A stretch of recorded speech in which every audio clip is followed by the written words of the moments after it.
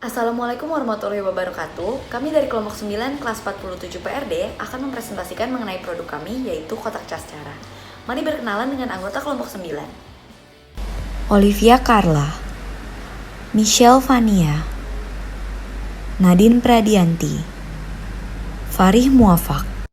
Saya Olivia akan mengawali presentasi kali ini. Produk kami ialah kotak cas cara atau pengering biji kopi bertenaga cahaya matahari. Jadi sebelum biji kopi dapat diproses lebih lanjut, maka biji kopi yang mentah ini harus dikeringkan terlebih dahulu sampai mencapai kadar kekeringan tertentu. Selanjutnya, apa saja yang akan kami bicarakan pada presentasi kali ini? Yang pertama ada problem definition atau pendefinisian masalah. Jadi di sini kami melihat beberapa masalah yang terdapat pada metode konvensional dan mencoba untuk memperbaikinya. Kemudian ada design requirements atau persyaratan apa saja yang harus dimiliki oleh desain kami. Kemudian ada alternatif konsep atau konsep lain yang kami rancang yang namun tidak menjadi final konsep kami. Lalu ada final konsep, lalu ada juga detail desain dan fokus pada fitur khusus yang ada pada produk rancangan kami. Dan yang terakhir ada kesimpulan yang berisi hasil analisis, perhitungan, dan kelebihan. Lalu, mengapa harus kotak cas cara? Masalah apa yang sebenarnya kami temukan sehingga kami berniat untuk membuat kotak cas cara ini?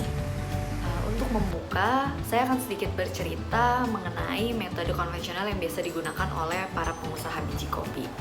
Nah, biasanya para pengusaha biji kopi ini menggunakan drying method. Nah, ini adalah metode yang konvensional. Bagaimana caranya? Jadi mereka dengan menggunakan sebuah terpal, mereka akan menaburkan biji kopinya di atas terpalnya, kemudian dibiarkan di ruang terbuka yang terkena sinar matahari. Ini merupakan gambaran dari drying method. Masalah yang kami coba perbaiki adalah sebagai berikut. Nah, dari metode konvensional tersebut kami menemukan beberapa kekurangan. Salah satunya adalah kurang efektif dan kurang efisien. Dari segi apa? Dari segi waktu, lahan, dan juga tenaga kerja. Namun dengan kotak cas cara ini kami mencoba memperbaiki ketiga aspek ini. Jadi tidak butuh lahan yang terlalu luas karena model kotak cas cara kami ini compact. Kemudian waktunya juga lebih cepat, dan yang terakhir tidak membutuhkan tenaga kerja yang terlalu banyak karena kotak cas cara ini sangat mudah untuk dioperasikan. Selain itu kami juga menilai dari keamanannya. Apabila tiba-tiba hujan atau cuaca yang tidak menentu atau ada gangguan eksternal lain seperti serangga atau hewan atau apapun itu, dengan kotak cas cara yang kami buat ini semuanya menjadi lebih aman karena kotak cas cara kami bentuknya tertutup dan hanya membiarkan cahaya matahari masuk. Jadi yang lain-lain tidak bisa masuk, air tidak bisa masuk. Bahkan pintunya ini kami udah buat serekat. Akhir kami membuat kotak cas cara kami ini portable atau mudah dipindahkan. Karena dia memiliki roda di bawahnya dan juga bentuknya yang tidak terlalu besar, maka kotak cas cara kami ini akan dapat dipindahkan bahkan oleh sedikit orang atau bahkan hanya satu orang pun bisa ya karena ada roda. Apabila tiba-tiba hujan atau tiba-tiba ada situasi yang membuat kotak ini harus dipindahkan. Selanjutnya ada syarat-syarat penting sebuah desain, yaitu dalam cakupan besar ada ukuran, bahan, dan juga dimensi. Ada beberapa syarat yang telah kami tetapkan yang harus terpenuhi dalam proses pembuatan kotak cas cara ini agar dapat mencapai tujuan kami, yaitu sebagai berikut. Yang pertama ada minimal volume, kemudian portable, lalu ada terdapat kaca transparan, kerangka dari kayu, kemudian memiliki pintu, lalu dilapisi oleh styrofoam, dilengkapi wadah, dicat hitam, dan mampu mempertahankan suhu optimum. Selanjutnya teman saya Nadine akan menjelaskan mengenai konsep desain. Terima kasih Olive. Kemudian saya akan menjelaskan tentang konseptual desain. Di sini mengapa kami memilih konsep tersebut? Kami memilih konsep A karena selain mendapat nilai tinggi pada tabel matriks, konsep A ini dianggap paling baik karena memiliki kadar kekeringan hasil yang baik dan memiliki proses manufaktur yang singkat dan mudah dibandingkan dengan konsep B dan C. Kemudian ada alternatif konsep yang tidak kami pilih, yaitu konsep B.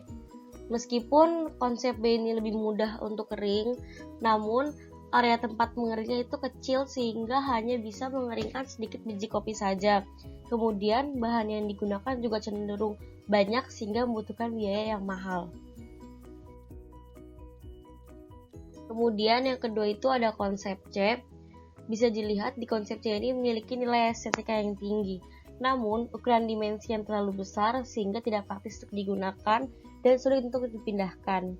Kemudian bahan-bahan yang sulit dicari dan kurang efektif untuk mengeringkan. Dari tabel matriks, konsep A mendapat nilai total tertinggi yaitu 7,875. Konsep ini dianggap paling efektif. Dari ketiga konsep yang kami buat, yang paling sederhana bentuknya dan mudah dibuat adalah konsep A.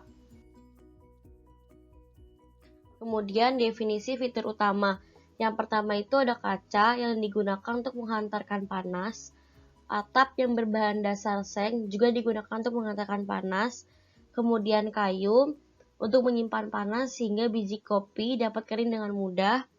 Lalu ada kawat yang digunakan untuk menggantung tempat biji kopi dikeringkan. Perkenalkan, nama saya Michelle. Saya akan mempresentasikan tentang desain rinci atau detail designs.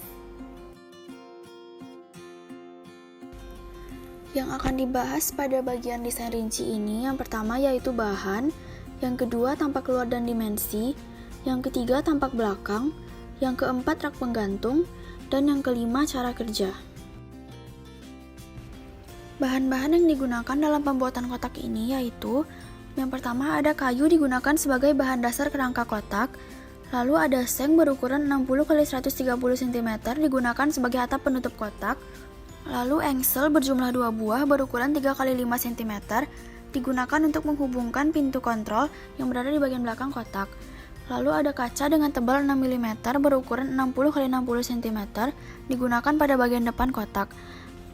Dan ada roda berjumlah 4 buah dengan diameter 10 cm digunakan pada bagian bawah kotak untuk mempermudah mobilisasi kotak ini.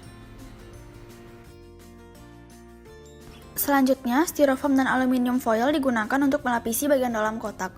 Styrofoam terbungkus aluminium foil ditempelkan pada bagian dalam dinding kotak untuk menyimpan panas di dalam kotak. Lalu triplek berjumlah 3 lembar berukuran 40 x 40 cm digunakan untuk membuat rak pengering. Kawat digunakan untuk menggantungkan rak pengering pada bagian dalam kotak. Berikut adalah tampak luar dari kotak Kaskara. Terlihat bahwa kerangka kotak ini terbuat dari kayu, atapnya terbuat dari seng, pada bagian depan kotak terdapat kaca, dan di bawah kotak ada 4 buah roda. Pada bagian depan kotak terdapat 2 buah celah horizontal yang masing-masing tingginya 10 cm yang berguna sebagai jalan keluar masuknya udara. Udara panas akan masuk melalui celah atas dan keluar melalui celah bawah. Ini adalah dimensi bagian dalam dan luar kotak. Kotak ini memiliki panjang 60 cm, lebar 80 cm, dan tinggi 100 cm. Pada bagian dalam kotak terdapat rak pengering 3 tingkat yang masing-masing ukurannya 40 x 40 cm. Selanjutnya, pada bagian belakang kotak terdapat sebuah pintu kontrol dengan panjang 46 cm dan tinggi 40 cm. Pintu kontrol ini digunakan untuk mengakses bagian dalam kotak. Pada bagian dalam kotak terdapat rak pengering yang terbuat dari 3 lembar triplek yang disusun bertingkat dengan masing-masing berjarak 10 cm. Ketiga triplek itu dihubungkan oleh kawat tebal di tiap sudut-sudutnya. Digunakan 2 buah kawat dengan panjang 40 cm dan 2 buah kawat dengan panjang 60 cm. Kawat ini digantungkan pada bagian atas kerangka kotak. Yang terakhir untuk cara kerja atau pemakaian. Pertama, sediakan biji kopi yang ingin dikeringkan. Kedua, posisikan kotak Kaskara pada tempat yang terkena cahaya matahari langsung. Ketiga, bukalah pintu kontrol dan letakkan biji kopi secara merata pada rak pengering. Yang keempat, pastikan kotak tidak basah. Jika hujan, pindahkan kotak ke tempat teduh. Yang kelima, periksa secara berkala. Biji kopi akan kering setelah beberapa hari. Selanjutnya, saya serahkan kepada rekan saya, Farih. Terima kasih Michelle atas penjelasannya. Sekarang giliran saya untuk menjelaskan bagian analisis, perhitungan, dan juga pembelajaran yang kami dapatkan dari tugas besar kali ini. Perkenalkan, nama saya Farih Muhammad, NIM 198-19040. Langsung kita masuk ke bagian analisis. Pertama-tama kita akan menganalisis mengapa kami memakai bahan-bahan seperti kayu, kaca, roda, permukaan miring, dan juga penggunaan styrofoam. Pertama-tama kami menggunakan kayu berjenis nanowood karena berdasarkan penelitian, kekuatan kayu ini untuk menahan panas lebih baik dari styrofoam dan juga silika. Oleh karenanya, kami memilih bahan kayu nanowood agar dapat menahan panas dan menjaga suhu di dalam ruangan tetap seperti yang kami inginkan. Lalu selanjutnya adalah penggunaan kaca. Penggunaan kaca sendiri kami menggunakan kaca polos agar sinar matahari langsung masuk ke dalam ruangan, agar nantinya penyebaran dari sinarnya pun tidak kemana-mana, langsung ke ruangan pengering. Lalu selanjutnya ada penggunaan roda. Penggunaan roda dimaksudkan untuk mempermudah mobilisasi dari alat yang kami buat agar mudah dipindahkan. Dan selanjutnya adalah permukaan miring. Permukaan miring dibuat agar sinar yang masuk dapat menyinari seluruh bagian ruang pengeringan. Dan yang terakhir adalah penggunaan styrofoam. Penggunaan styrofoam sendiri adalah untuk menahan panas agar tetap di dalam ruang pengering. Setelah tadi panasnya ditahan oleh kayu, ditahan juga oleh styrofoam, agar istilahnya untuk memperkuat lagi daya tahan panas itu sendiri. Lalu selanjutnya adalah kebagian perhitungan. Kebagian perhitungan sendiri, pertama-tama pasti ada pertanyaan berapa kayu yang kami butuhkan, berapa kayu yang kami butuhkan untuk membuat kotak askara ini. Pertama-tama kita dengan mudah dapat menggunakan rumus luas permukaan tambah luas samping tambah luas depan, belakang, dan juga luas kayu pada rak, sehingga bila dihitung menjadi sama dengan 60 kali 80 tambah 60 kali 60 tambah 2 kali 80 kali 100 tambah 3 kali 40 kali 40 sama dengan 29.200 cm persegi atau sama dengan 2,92 meter persegi. Lalu standar time yang kami butuhkan yaitu rumusnya waktu kerja dikali jumlah tenaga kerja dibagi output, dalam hal ini adalah luas kayu, menjadi sama dengan 2 hari kali 4 kerja dikali 4 pekerja dibagi 2,92 meter persegi sama dengan 2,7. Kita beralih ke bagian pembelajaran yang kami dapatkan. Pertama yaitu adalah time management. Time management sudah pasti kami dapatkan karena dalam kondisi seperti ini kita harus bisa memaksimalkan waktu sekecil mungkin. Lalu yang kedua ada memaksimalkan sumber daya. Tentunya di era pandemi ini kita harus bisa memaksimalkan sumber daya apapun yang ada di sekitar kita. Lalu selanjutnya adalah perbanyak referensi. Tentunya ketika kita tidak bisa membuat prototipe itu secara langsung, kami harus bisa memperbanyak referensi-referensi dari internet, membaca banyak artikel, dan juga membanyak sumber-sumber lain. Lalu selanjutnya adalah kami bisa melatih kreativitas kami untuk bagaimana bisa tetap mempresentasikan proyek yang kami dapatkan, bagaimana kami bisa menyelesaikan tugas ini dengan cara yang kreatif. Lalu selanjutnya adalah pembagian tugas. Tentunya di era yang sulit untuk bertemu ini, pembagian tugas sangatlah penting. Bagaimana kami bisa mengefisiensi waktu yang kami punya. Lalu yang terakhir adalah hal ini melatih kita untuk berkontribusi secara nyata kepada masyarakat, karena sudah sebetulnya mahasiswa mampu untuk berkontribusi secara nyata kepada masyarakat. Baik. Sekian presentasi dari kelompok kami. Mohon maaf apabila ada kesalahan kata atau ada kata-kata yang kurang berkenan.